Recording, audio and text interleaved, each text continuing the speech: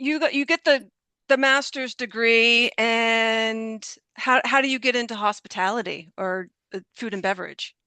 So, all through college, I had actually worked at Panera Bread. So I had been there for, it was like 6 years or something crazy like that. So when I was 16 to when I graduated college at 22. And I very much enjoyed working in the restaurant field. Um, it's something that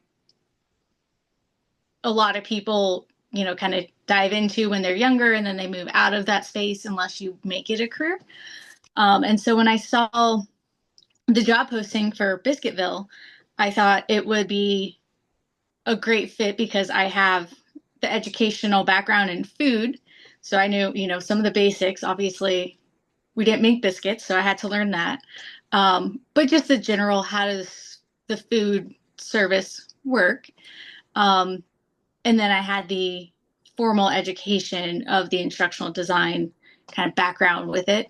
And they were actually looking for someone who didn't have a whole lot of experience in instructional design, so they didn't have to kind of fight against anyone's, I want to say, like preconceived ideas, but to kind of make it what it was. So before I joined on at Biscuitville, their training was very informal, very tribal knowledge. So they wanted to be able to kind of build the program with the designer instead of just someone coming in and saying, "Here you go, now you're good." So it was a combination of both of my paths together, which was a great fit. So. Yeah, so you had the frontline experience at Mhm. Panera, and then you had the formal education in instructional design.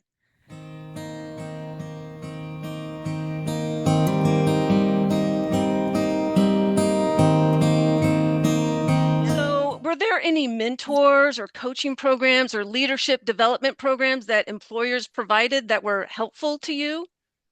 So so when I was at Brevard County Schools, we did not have like a formal mentorship program.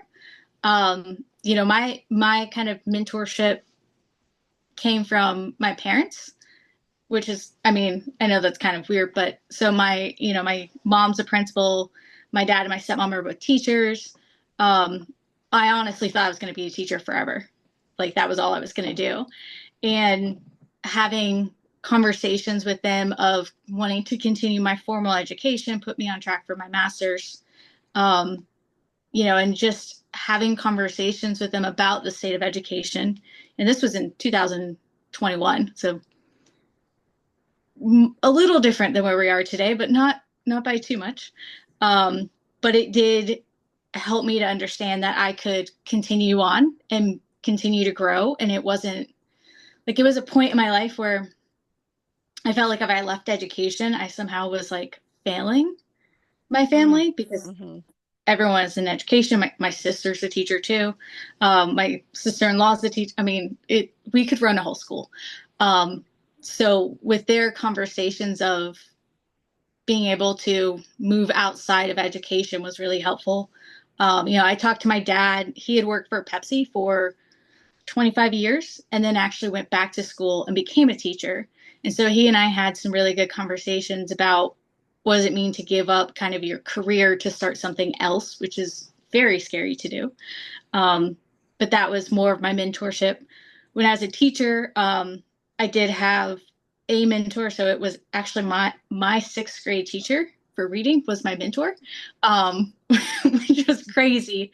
So, and also my math teacher. So I had two teachers when I was an actual student that when I became a teacher, they helped me out. I actually had one of them come into my classroom and watch me teach and be able to kind of put me on a path um, of how to do things well to be able to go to them and talk to them. So those were kind of my two groups of my family. And then these two teachers that I had bonded with so much in sixth grade that I continued to talk to.